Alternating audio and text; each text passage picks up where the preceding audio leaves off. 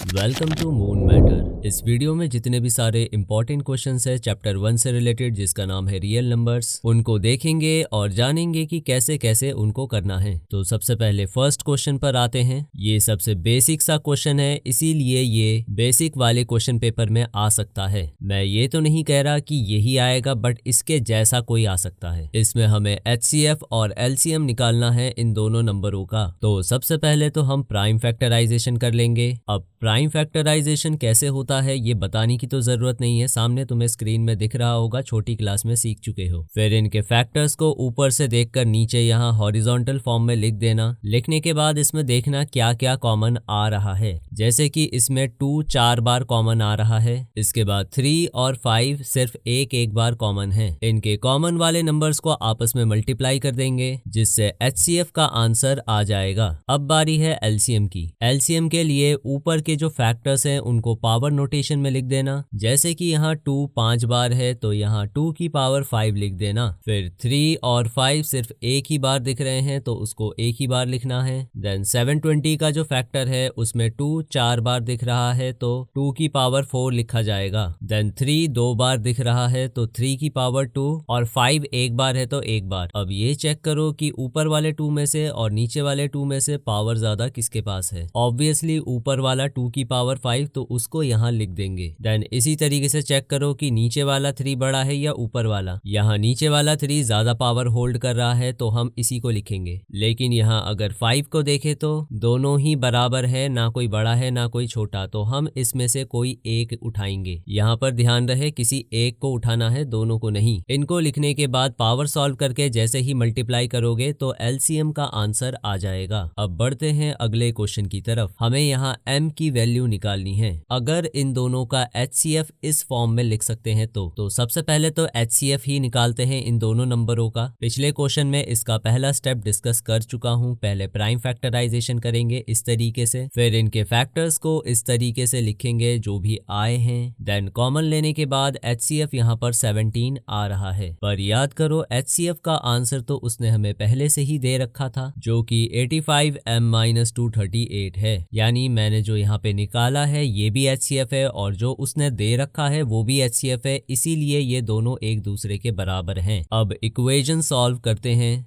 Minus का 238 उधर जाकर प्लस का हो जाएगा, प्लस करके 255 आ रहा है और लेफ्ट साइड पर जो 85 है इधर आकर डिवाइड का हो जाएगा। डिवाइड होने के बाद इसका आंसर आ जाएगा। अगला क्वेश्चन NCERT से है। इसमें हमें चेक कर कर बताना है कि 6 की पावर n से जो नंबर आएगा वो कभी भी 0 पर खत्म नहीं होगा। तो सबसे पहले तो ये जान लेते हैं किसी भी नंबर के लास्ट में 0 कब आता है, जब वो 10 के टेबल में आता हो। लेकिन 10 खुद किसके टेबल में आता है, 2 और 5 के। अब यहाँ प्रॉब्लम ये है कि 6 जो है वो 2 के टेबल में तो आता है पर 5 के टेबल में नहीं आता, इसीलिए 6 की power n can never and with 0। अब ये वाला क्वेश्चन एक वर्ड प्रॉब्लम है जो LCM का है, और LCM कैसे निकालते हैं ये क्वेश्चन नंबर 1 में मैंने बता दिया है, तो इसको खुद से ट्राई कर सकते हो। नाउ ये वाला क्वेश्चन भी वर्ड प्रॉब्लम है, पर इसको पहले समझ लेते हैं कि यहाँ LCM की बजाय HCF आखिर किया क्यों है। यहाँ पर 3 सब्जेक्ट के टीचर्स हैं, फ्रेंच, हिंदी और इंग्लिश, और ये भी बता रखा है कि वो कितनी तादाद में हैं। हमें यहाँ रूम्स की गिनती बतानी है जिसमें हम इन टीचर्स को रख सकें, और हर सब्जेक्ट के सेम नंबर ऑफ टीचर्स होने चाहिए। अब मान लो मैंने कह दिया 100 टीचर होने चाहिए एक रूम में इंग्लिश वाले, फिर इसका मतलब ये हुआ कि बाकी दोनों सब्जेक्ट के भी 100 होने चाहिए, पर इनमें तो 100 से कम है। एक में 48 है और दूसरे में 80। तो जब भी ऐसा कभी हो कि एक को ज्यादा लेने से बाकी दोनों में कमी आ जाए तो समझ लेना HCF करना है। अब HCF कैसे करते हैं वो भी हमने क्वेश्चन 1 में डिस्कस कर लिया था, तो मैं उसमें नहीं पढ़ूंगा, मगर आगे हमें एक स्टेप और करना है। क्योंकि हमें मिनिमम नंबर ऑफ रूम्स निकालने हैं, तो जितने भी तीनों सब्जेक्ट के टीचर हैं उनको प्लस करना और जो अभी HCF निकाला था उससे डिवाइड कर देना। इससे हमारा रिक्वायर्ड आंसर आ जाएगा। अब बढ़ते हैं अगले क्वेश्चन पर। इसमें हमें प्रूव करना है कि 3 + 7√2 इरेशनल नंबर है। तो इसका पहला स्टेप तो ये होगा कि हम इसको थोड़ी देर के लिए रेशनल मानकर ही चलते हैं। अब जो रेशनल नंबर होते हैं वो A/B की फॉर्म में लिख सकते हैं, जहां पर A और B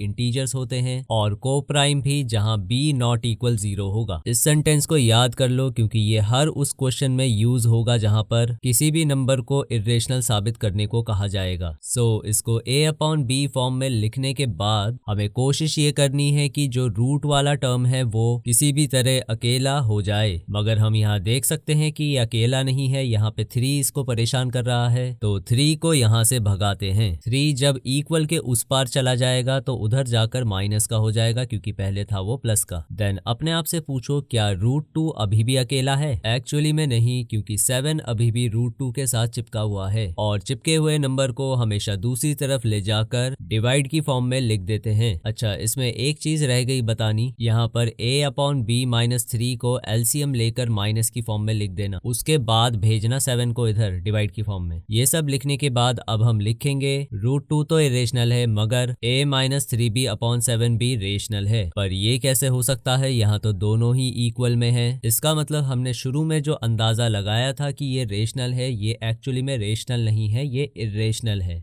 इसी वजह से 3 + 7 √2 इरेशनल साबित हो जाएगा। नेक्स्ट क्वेश्चन पे आते हैं। इसमें हमें समझाना है कि ये जो दो नंबर्स यहाँ दे रखे हैं ये आखिर कंपोजिट नंबर क्यों है। तो पहले तो फर्स्ट वाले नंबर को देखते हैं। यहाँ पर ध्यान रखना, कभी भी तुमको प्लस या माइनस दिख जाए तो उसको एक दीवार की तरह ट्रीट करना। प्लस के लेफ्ट साइड पे मुझे ऐसा कौन सा नंबर दिख रहा है और प्लस के राइट साइड पे ऐसा कौन सा नंबर दिख रहा है जो कि एक जैसा है। तो हमारा जवाब होगा 13। उसे ब्रैकेट के बाहर कॉमन ले लेना। अब 13 से 13 कटेगा तो 7 और 11 बचेगा जो ब्रैकेट के अंदर आ जाएगा। लेकिन इसी 13 को मन ही मन में दोबारा दूसरे वाले 13 से काटेंगे तो कुछ नहीं बचेगा। जब कुछ नहीं बचता तो 1 लिखते हैं। ध्यान रहे 0 मत लिख के आ जाना। अब इसके बाद ब्रैकेट के अंदर का सॉल्व करो। 7 11 जा 77, फिर +1 करने के बाद 78, और इसमें जो 13 है बाहर का उसे कॉपी करते रहो। हम यहाँ ये नोटिस कर सकते हैं कि ये जो नंबर है ये या तो 13 के टेबल में आएगा या 78 के टेबल में आएगा, दोनों ही सही हैं। हम कंपोजिट नंबर कहते ही उनको हैं जो किसी ना किसी के टेबल में आते हैं, सिवाय खुद के टेबल को और 1 के टेबल को छोड़ के। और हमें यहाँ दिख रहा है ये किसी ना किसी के तो टेबल में आ ही रहे हैं, इसी वजह से ये कंपोजिट नंबर है। सिमिलरली दूसरे वाले नंबर को भी ऐसे ही जांचना। प्लस के लेफ्ट साइड पे देखो ऐसा क्या है और प्लस के राइट साइड पे ऐसा देखो क्या है जो एक जैसा है। फिर इसको सॉल्व करना तो तुम्हें पता लगेगा कि ये भी किसी ना किसी के टेबल में आता है, इसलिए ये भी कंपोजिट नंबर है। अगला क्वेश्चन ये भी एनसीईआरटी का है। आई नो ज्यादातर स्टूडेंट्स ने इस क्वेश्चन को तो रट लिया होगा, पर अभी भी देखता हूँ कि कहीं ना कहीं वो कोई ना कोई गलती कर ही देते हैं। जैसे आधों को तो यही नहीं पता कि स्क्वायरिंग बोथ साइड कैसे होता है। कोई तो इस वाले स्टेप पे c² की जगह c लिख के छोड़ देता है, और कोई बच्चा तो आखिरी का स्टेटमेंट तक नहीं लिखता, बस ये लिख देता है देयरफॉर √5 इज इरेशनल। देखो ऐसा मत करना अगर मार्क्स नहीं कटवाने तो देखते हैं इसको कैसे करना है। पहले तो √5 को थोड़ी देर के लिए रेशनल मान लेंगे।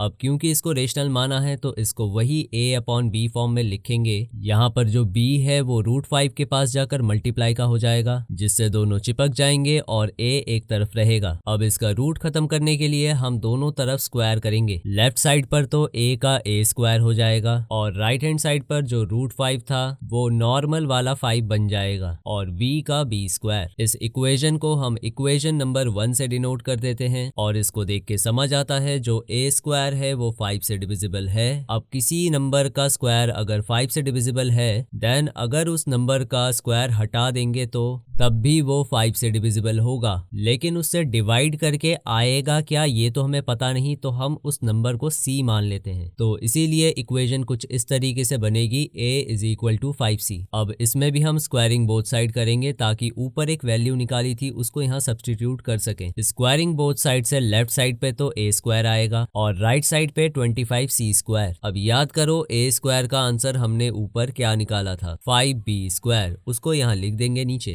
a² के बदले। अब यहाँ लेफ्ट वाला 5 राइट वाले 5 से कटेगा तो 5 ही आएगा, क्योंकि 5 5 25 होता है। तो जो इक्वेशन बनेगी वो बनेगी b² = 5c²। एंड इसको देख के भी लग रहा है कि b² जो है वो 5 से डिविजिबल है। इसका मतलब जो नॉर्मल वाला b है वो भी 5 से डिविजिबल होगा। ओवरऑल हमें ये समझ आया कि जो a है और b है दोनों ही एक ही टेबल में आते हैं, वो है 5। और ऊपर देख सकते हो हमने लिख रखा है कि a और b तो कोपरा प्राइम है। एक्चुअली को प्राइम उनको बोलते हैं जिनके बीच में कुछ भी कॉमन नहीं होता, पर यहाँ तो कॉमन है जो कि है 5, इसीलिए ये कॉन्ट्राडिक्ट कर रहा है। हमारा अजम्पशन गलत है। एक्चुअली में रूट 5 को इरेशनल होना चाहिए। अब ये वाला जो क्वेश्चन है ये भी इसी तरीके से सॉल्व होगा। इसको होमवर्क में ट्राई करना। आई होप इन क्वेश्चंस को देखकर थोड़ा रिवीजन हुआ होगा और कुछ इंपॉर्टेंट क्वेश्चंस तो थे ही इसमें, तो इनको जरूर कर लेना। बाकी चैप्टर्स की वीडियो भी आ जाएगी धीरे धीरे, इतने इनको प्रैक्टिस कर लो।